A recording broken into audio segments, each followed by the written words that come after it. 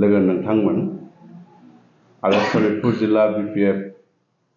राजनीतिक कमिटिनि गासै दैदेनगिरि नोंथांमोन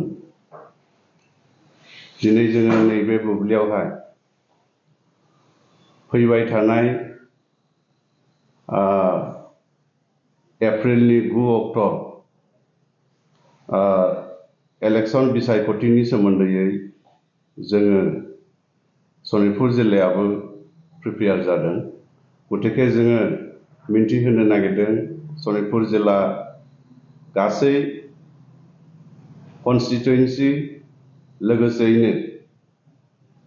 प्राइमारि कमिटिनि गासै दैदेनगिरि नोंथांमोनखौ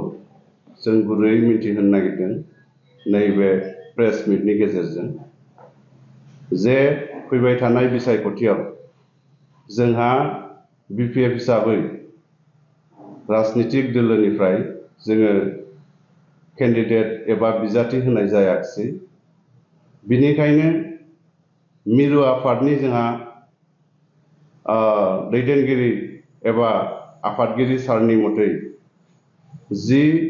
मिरुआ जोंखौ इन्सट्राक्शन होदों एबा हाइकमान्डनि जि मोनसे इन्सट्राक्शन NDA गभर्नमेन्टजों बा NDA जों लोगोसेयैनो थानानै एलायन्सआव थानानै बिसायख'थिखौ गेलेनायनि बाथ्रा होदों बेनिखायनो जोंनि मोनफ्रोम आफादनि दैदेनगिरिफोरखौ दिनैनि बे बुब्लिनि गेजेरजों जों मिन्थिहोनो नागिरदों जे नोंथांमोना खुनु गोनो गोथो जायालासिनो नोंथांमोना फैबाय थानाय नैबे बिसायख'थियाव नोंथांमोना NDA जोंनो थानानै BJP-नैनो नोंथांमोनखौ भट होनो जोङो सनितपुर जिल्ला BPF कमिटिया नोंथांमोनखौ गुरै खावलायहरबाय बे स्पष्ट जाबाय आरो लोगोसे नैबे 65 नं समस्तिनि ढेकियाजुलि समस्तिनि बेवहाय जोंनिनो BPF-नि सासे सोद्रोमा बिखेखै अनसुमा बसुमतारी बिथाङा निर्दलीय एबा इन्डिपेन्डेन्ट बिथाङा बिजाथि महरै गसंदों गतिके जों खोनादों बिथाङा जिबादि जोंनि BPF-नि संबिधानाव लिरनाय दङ जे BPF-निफ्राय गुबुन मोनसे राजनीतिकआव एबा गुबुन राजनीतिक दोलोआव थाङोब्ला रिजाइन होनांगौ किन्तु जों बिथांखौ होनाय नुवाखै बिथाङा किन्तु रिजाइन होनांगौ जों बिथांखौ जिल्लानि जानानै जोङो खावलायदों आरो लोगोसे जों खोनाबाय थादों बिथाङा गावनि केम्पेनिंनि समफ्राव जोंनि BPF-नि माखासे दैदेनगिरिफोरखौबो लानानै बेले बेजे सोमजिहोबाय थानाय बाथ्राखौ जों मिथिदों आरो लोगोसेयैनो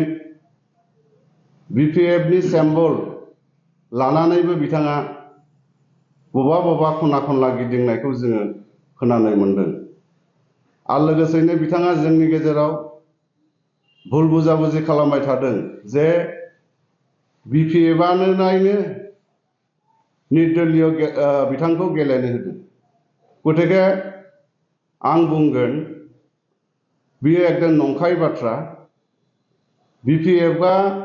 निर्दलीय गेलेनो होआखै आरो बियो हाइकमान्डनिफ्रायबो खुनु इन्सट्राक्शन गैया बिथाङा फोलानानै ओरैनो गावनि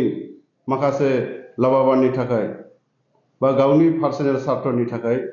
बिथाङा बे बाथ्राफोरखौ बुंथिंबाय थानायखौ जों नुदों नोंथांमोनखौ जोङो स्पष्ट एबा क्लियार भाबै जों बुंनो नागिरदों नोंथांमोना खुनु गोनो गोथो जानो नाङा बा गोनो गोथो जानायनि खुनु बाथ्रा गैया फैबाय थानाय बिसायख'थियाव नोंथांमोना